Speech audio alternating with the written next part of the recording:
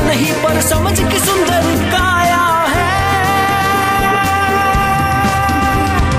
Born to be remembered, born to be remembered, born to be remembered, born to be remembered। दोस्तों, ये radio भी क्या कमाल की चीज है ना। इस रेडियो के जरिए हम आप तक कितनी आसानी से पहुंच जाते हैं और हमारा ये शो जिसका नाम है बॉर्न टू बी रिमेम्बर्ड, ये भी आप कितनी आसानी से सुन लेते हैं, चाहे आप जहां भी बैठे हों। तो चलिए फिर आज एक बार फिर से आपका स्वागत करती है आपकी ये दोस्त बबीता और शुरू करती है आज के इस एपिसोड को। दोस्तों, सोचिए जरा, जब जन संचार के माध्यम जैसे रेडियो, टीवी का आविष्कार नहीं हुआ था, तब एक संदेश को किसी दूसरे इंसान या जनता तक पहुंचाना कितना मुश्किल होता था। या तो मनुष्य खुद ही सैकड़ों मील का फासला तय करके संदेश पहुंचाने आता था, या फिर पैगाम कबूतर के हाथों भेजा जाता था। और फिर आविष्कार हुआ रेडियो का।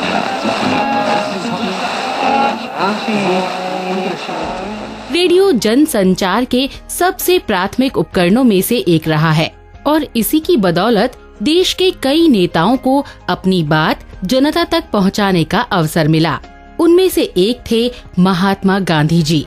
12 नवंबर 1947 को गांधी जी को 2.5 लाख शरणार्थियों को संबोधित करने कुरुक्षेत्र जाना था, परंतु किसी कारणवश उनकी यात्रा रद्द हो गई। लेकिन फिर गांधी जी की आवाज को उन तक पहुंचाने का प्रबंध किया गया और फिर उसी दिन दोपहर 3 बजे उन्होंने ऑल इंडिया रेडियो के ब्रॉडकास्टिंग हाउस से लोगों को संबोधित किया। उनका ये ऐतिहासिक भाषण भारत के बंटवारे से पीड़ित उन तमाम लोगों तक पहुंचाया गया।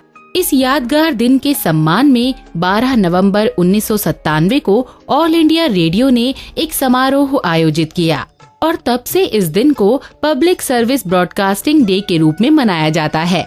इस समारोह में महात्मा गांधी को याद करते हुए गांधी जी के पसंदीदा देशभक्ति के गाने और भजन बजाए जाते हैं।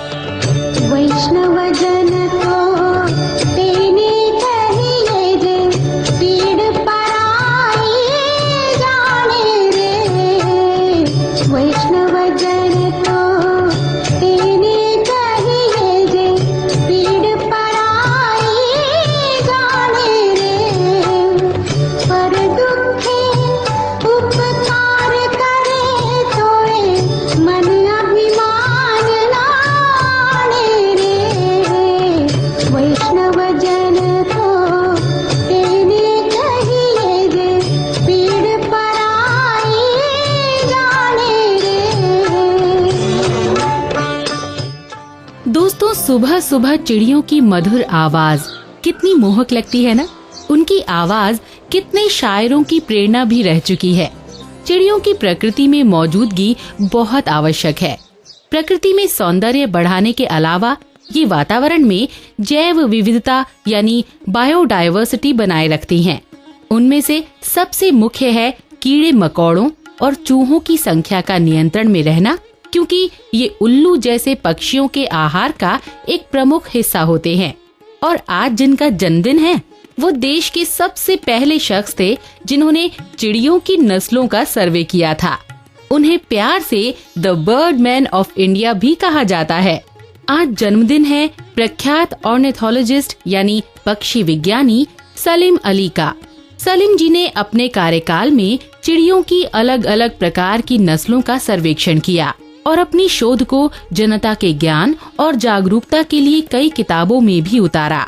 सलीम मोइजुद्दीन अब्दुल अली का जन्म 12 नवंबर 1896 को मुंबई में हुआ था। बचपन में वो अपने बड़े भाई की वोल्फ्रम के खनन में मदद करने के लिए बर्मा गए, लेकिन वहाँ वो चिड़ियों से इतने मोहित हो गए कि वो अपना अधिकतर समय जंगलों में बिताने लग गए। बर्ड वॉचिंग के लिए बर्मा के बाद वो इंडिया, पाकिस्तान, तिब्बत और अफगानिस्तान भी गए। भारत वापस आने के बाद उन्होंने जूलॉजी कोर्स में दाखिला लिया और BNHS यानी बॉम्बे नेचुरल हिस्ट्री सोसाइटी में गाइड के तौर पर नियुक्त हो गए।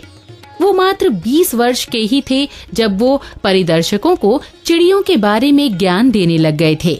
उस समय भारत के प्रदेश अलग अलग राजा महाराजाओं के अधीन थे। अली जी ने उनके सामने एक प्रस्ताव रखा कि वो हर प्रदेश के पक्षियों पर अध्ययन करेंगे, जिसके बदले में राजाओं को सिर्फ उनकी यात्राओं का खर्चा उठाना पड़ेगा। उन्होंने खुशी खुशी इस प्रस्ताव को स्वीकार कर लिया। इस स्वीकृति के बाद वो अपनी पत्नी के साथ जंगलों के लिए रवाना हो गए, जहां वो बिस्तर, बाथरूम, पानी आदि की सुविधाएं न होने के बावजूद भी टेंट में अपने दिन और रातें गुजारने लगे। वो अगले 20 वर्षों तक इसी तरह से जंगलों में अपना जीवन व्यापन करते रहे। इस दौरान उन्हें कई मुश्किलों का सामना भी करना पड़ा, पर दोस्तों ये उनका पक्षी प्रेम ही था, जिसकी वजह से ना तो वो तेज गर्मियों से डरे और ना ही शीत लहरों से।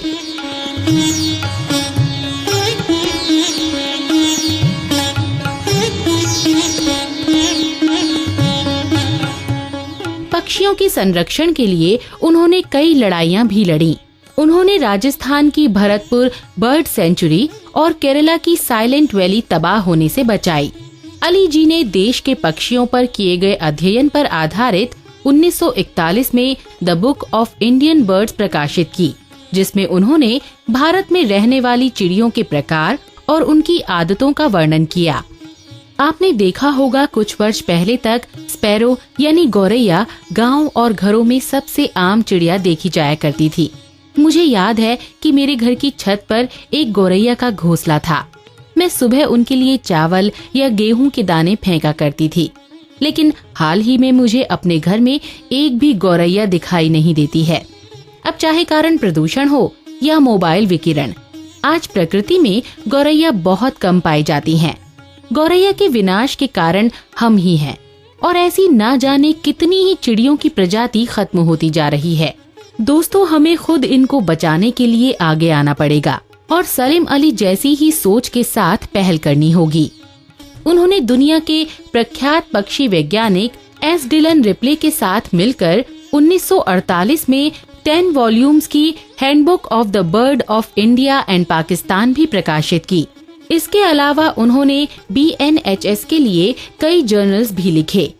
On every visit of mine to Flamingo City, I have found a few lessers scattered amongst the hordes of their larger relatives. They are much more abundant in the Little Run, where the breeding has long been suspected, though never proved. Now here at last, hundreds of lesser flamingos with their nests and chicks, a wonderful sight, the first authentic record of their breeding in the Indian subcontinent. They breed abundantly in East Africa, of course.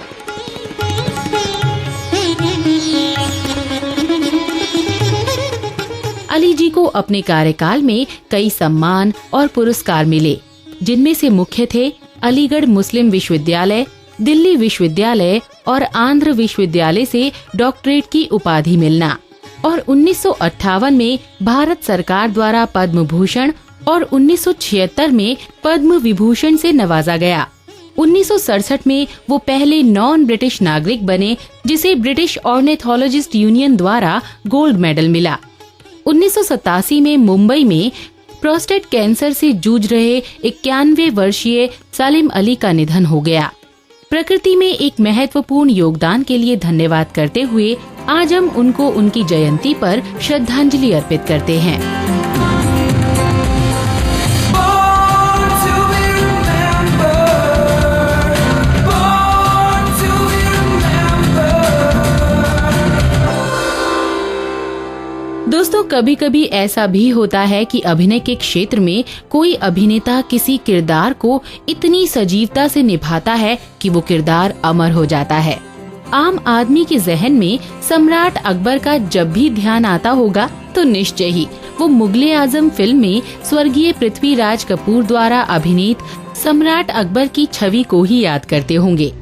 हम एक लाडली बेटे के शफीक बाप जरूर हैं, मगर हम शहंशाह के फर्ज को नजरअंदाज नहीं कर सकते। हम अपने बेटे के धड़कते हुए दिल के लिए हिंदुस्तान की तकदीर नहीं बदल सकते। सलीम, तुझे बदलना होगा। ऐसे ही जब किसी निराश प्रेमी का जिक्र हो तो दिलीप कुमार अभिनीत देवदास का किरदार सामने आता है। आज हम बात कर रहे हैं एक ऐसे ही चरित्र की जिसको अभिनीत करने वाले अदाकार की पहचान उनसे जुड़ी हुई है। अपने समय के ब्लॉकबस्टर फिल्म शोले में गब्बर का चरित्र निभाने वाले स्वर्गीय अमजद खान साहब की, जिसमें उनके द्वारा कहे गए संवाद आज भी फिजा में गूंजते रहते हैं। तेरा क्या होगा कालिया? सरदार, मैंने आपका नमक खाया सरदार। अब गोली खा।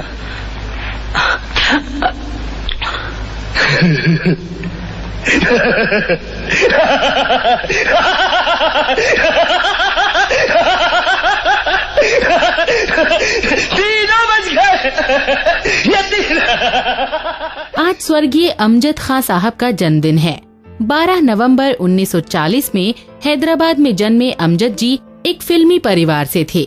उनके पिता एक जाने माने अभिनेता थे। उनके पूर्वज अफगानिस्तान से भारत आए थे। उनके पिता के अलावा उनके छोटे भाई इम्तियाज खान ने भी कई फिल्मों में अभिनय किया।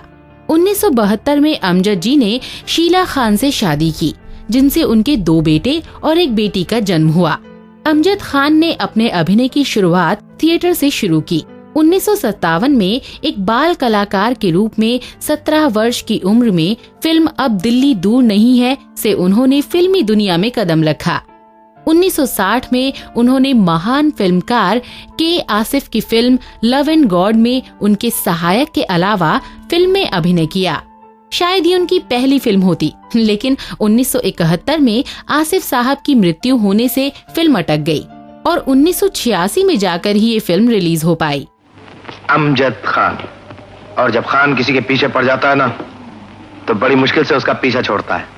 अमजद खान ने 1973 में हिंदुस्तान की कसम फिल्म में अभिनय कर फिल्मी आकाश में उड़ान भरी और फिर 1975 में उनके जीवन में तब एक महत्वपूर्ण और सुखद मोड़ आया जब उन्हें शोले फिल्म के लिए चुना गया और फिल्मी आकाश में एक सितारा और उदय हुआ। दोस्तों, दिलचस्प बात ये है कि शोले फिल्म में पहले अमजद को उनकी बारीक आवाज की वजह से चुना नहीं गया था, बल्कि इस रोल के लिए डैनी को अप्रोच किया गया था। लेकिन धर्मात्मा फिल्म में व्यस्त होने की वजह से उन्होंने काम करने से इनकार कर दिया। अंततः ये फिल्म अमजद खान की झोली में आ गिरी। अरे ओ सांभा, कितना इनाम रखे है सरकार हम पर? पूरे 50,000। सुना, पूरे 50,000। और ये इनाम इसलिए है कि यहाँ से 50-50 कोस दूर गांव में जब बच्चा रात को रोता है तो माँ कहती है, बेटे सो जा, सो जा, नहीं तो गब्बर सिंह आ जाएगा। शोले फिल्म में निभाए चरित्र ने फिल्म जगत में विलन की परिभाषा ही बदल दी। इसके बाद उन्होंने लगभग 130 फिल्मों में काम किया, जिसमें उन्होंने चरित्र अभिनेता का रोल भी किया। अब सोचिए जरा, कोई विलन अगर हास्य भूमिका में आए तो कैसा रहेगा? लेकिन उनको उनके हास्य किरदारों के लिए भी याद किया जाता है। महान फिल्मकार सत्यजीत रे ने उन्हें शतरंज के खिलाड़ी में नवाब वाजिद अली शाह की भूमिका दी। अगर तख्त पर बैठने से इनकार कर देते तो बेहतर होता, लेकिन लड़कपन था। ये हीरे जवाहिरात, ये चमक दमक, ये शाही शान शौकत, ये सब हमारा मन लुभा गए। और शायद आपको सुनकर आश्चर्य होगा कि इसी फिल्म में उन्होंने एक गाना भी गाया था। कौन देश गयो सावरिया, उबल आए अखियां मधुवारे तरक तरक गए चुनरिया तुमरे घोड़न मोरे द्वार से जो निकसे सुध भूल गई मैं बावरिया तरप तरप सगरी रे गुजरी कौन देश गयो सावरिया। वो उनके अभिनय से इतने प्रभावित थे कि अमजद खान के निधन पर उन्होंने कहा था कि बगैर अमजद के वाजिद अली की कल्पना भी नहीं की जा सकती है। 1992 में 51 साल की उम्र में दिल का दौरा पड़ने की वजह से इस महान फनकार ने सबसे विदा ले ली, लेकिन उनके निभाए किरदार हमेशा जीवित रहेंगे। आज उनके जन्म दिवस पर हम उनको एक विनम्र श्रद्धांजलि देते हैं। Born to be remembered. Born to be remembered. आज हम बात कर रहे हैं प्रखर स्पेस साइंटिस्ट BN सुरेश की।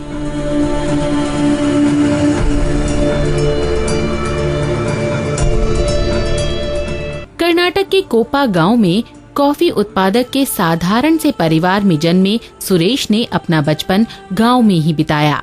उनके पिता भले ही पैसों के धनी नहीं थे, लेकिन वो सोच के बड़े व्यक्ति थे। वो अपने बेटे को एक इंजीनियर बनाना चाहते थे, और वो भी किसी प्रतिष्ठित इंस्टीट्यूट से।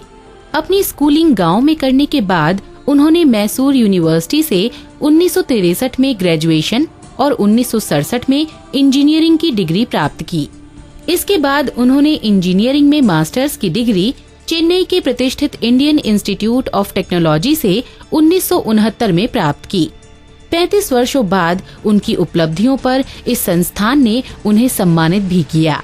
लेकिन इन 35 वर्षों में एक साधारण से परिवेश के बालक का एक बहुत बड़े साइंटिस्ट के रूप में कायाकल्प हुआ। उनकी इस बड़ी उपलब्धि ने उनके पिता के स्वप्न को साकार किया।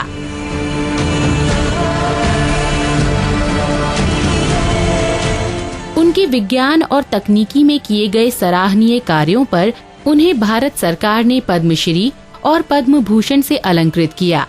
अपने 38 साल की प्रतिष्ठित और उपलब्धिपूर्ण करियर में उन्होंने 2003 से 2007 तक VSSC यानी विक्रम साराभाई स्पेस सेंटर के निर्देशक के रूप में कार्य किया। इनके निर्देशन की अवधि में देश ने कई सैटेलाइट स्पेस में लॉन्च किए, जिसमें GSLV D2, PSLV C5, GSLV F01, F04 शामिल थे। इसी दौरान GSLV F02 मिशन असफल हो गया, जिसकी असफलता का अध्ययन कर उसकी कमियों को दूर कर उन्होंने 2007 में GSLV F04 सफलतापूर्वक लॉन्च किया। उनकी उपलब्धियों में Indian institute of space science and technology यानी IIST के संस्थापक और निदेशक का पद भी था, जहां से वो 2010 में रिटायर हुए। I have had the opportunity to work both in R&D organization like Space Department as well as starting an academic institution under DOS, what we today call as Indian Institute of Space Science and Technology, which we have established. इस संस्थान में रहते हुए उन्होंने space science का पौधा उगाया। इसी संस्थान ने चांद से बाहर ग्रहों में अपने सैटेलाइट भेजने पर काम किया, जिसका परिणाम आज हम मिशन मार्स के रूप में देख रहे हैं। 12 नवंबर 1943 में एक छोटी सी जगह में जन्मे और आज स्पेस के आसमान में छाए श्री सुरेश जी को उनके जन्मदिन पर हमारी ओर से बहुत ढेर सारी शुभकामनाएं। Born to be remembered. Born to be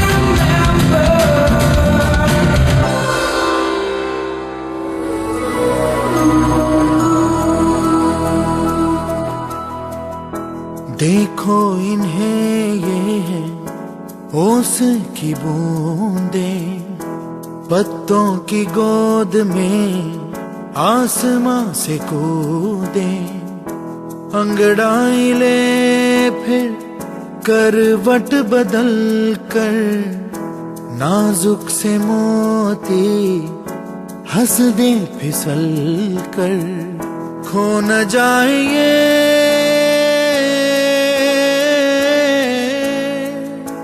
तारे ज़मीं पर।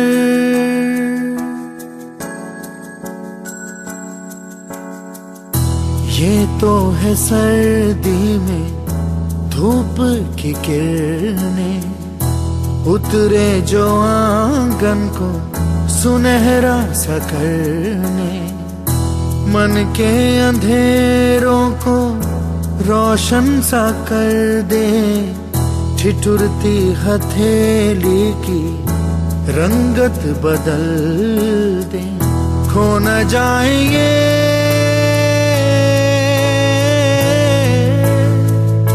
तारे ज़मीं पर। दोस्तों, आमिर खान की निर्देशित फिल्म तारे ज़मीं पर ने हमें एक बहुत ही अच्छी बात सिखाई थी। एक बच्चे की बौद्धिकता और प्रतिभा उसके अंकों से तय नहीं करनी चाहिए। जरूरी नहीं है कि अगर वो पढ़ाई में अच्छे अंक ना लाता हो तो उसका दिमाग और विद्यार्थियों से कम है। फिल्म में ईशान के किरदार की तरह यदि इस इंसान की प्रतिभा का उसकी पढ़ाई से अनुमान लगाया जाता तो शायद वो आज इतिहास के सबसे प्रतिभावान मूर्तिकारों की सूची में अपना नाम न बना पाता। हम बात कर रहे हैं 19वीं सदी के फ्रेंच मूर्तिकार ऑगस्ट रॉडिन की। ऑगस्ट अपनी मूर्तियों में मानव की आंतरिक भावनाओं और उनके संचलन को दर्शाने के लिए जाने जाते थे। उनकी मूर्तियां सिर्फ रचनात्मक तरीके से ही नहीं बल्कि तकनीकी रूप से भी बेहतरीन होती थीं। मूर्तियों में लाइटिंग इफेक्ट डालकर वो उन्हें प्राकृतिक रूप भी दिया करते थे। ऑगस्ट का जन्म 12 नवंबर 1840 को फ्रांस के पेरिस शहर में हुआ था। हालांकि ऑगस्ट स्कूल की पढ़ाई में बहुत सफल नहीं हो पाए, लेकिन चित्रकारी के प्रति उनकी रुचि बचपन से ही उजागर हो गई थी। 3 साल तक कोर्स की पढ़ाई में संघर्ष करने के बाद अंततः उन्होंने स्मॉल स्कूल नामक आर्ट स्कूल में दाखिला लिया, जहां से उनका कला का सफर शुरू हो गया था। वो 17 वर्ष के ही थे जब उन्होंने क्ले मॉडलिंग में 2 पुरस्कार जीत लिए।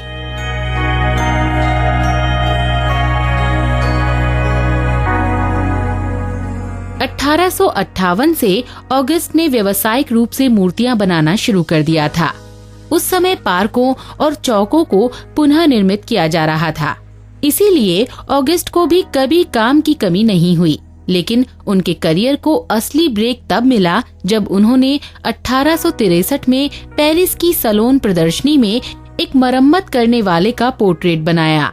1870 में छिड़ी फ्रांस और प्रशिया की जंग के चलते ऑगस्ट को भी आर्मी में शामिल होना पड़ा, मगर ये उनकी अच्छी किस्मत ही कहेंगे कि नजर कमजोर होने की वजह से उन्हें आर्मी से रिहाई मिल गई और वापस आकर उन्होंने मूर्तिकारी का काम जारी रखा।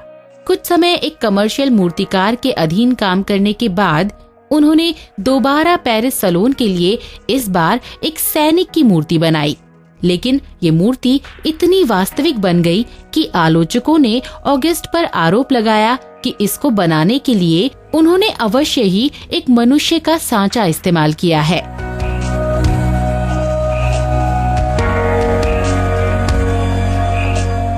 उन्होंने डी सेंट पियरे की जीवनी पर गहरा अध्ययन किया और संदर्भ के लिए उनके कद काठी के प्रकार के 6 आदमियों को नियुक्त किया।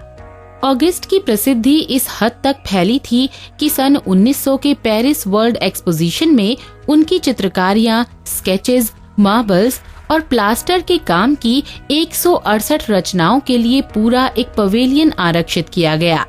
आदमी की ऊपरी सतह के नीचे छिपी वास्तविकता का प्रदर्शन करना ऑगस्ट की विशिष्टता थी।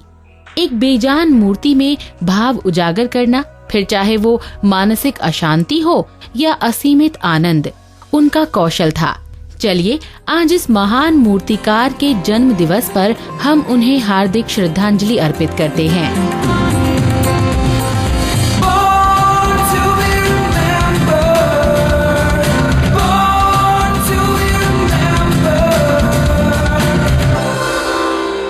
आशा करते हैं दोस्तों आज का हमारा ये एपिसोड आपको बहुत पसंद आया होगा। अभी के लिए बबीता जैन को दीजिए इजाजत, मिलेंगे दोबारा, नमस्कार। मैं बनना चाहूँ जैसा पर शायद सपनों में, मैं उड़ना चाहूँ जैसा पर शायद सपनों में।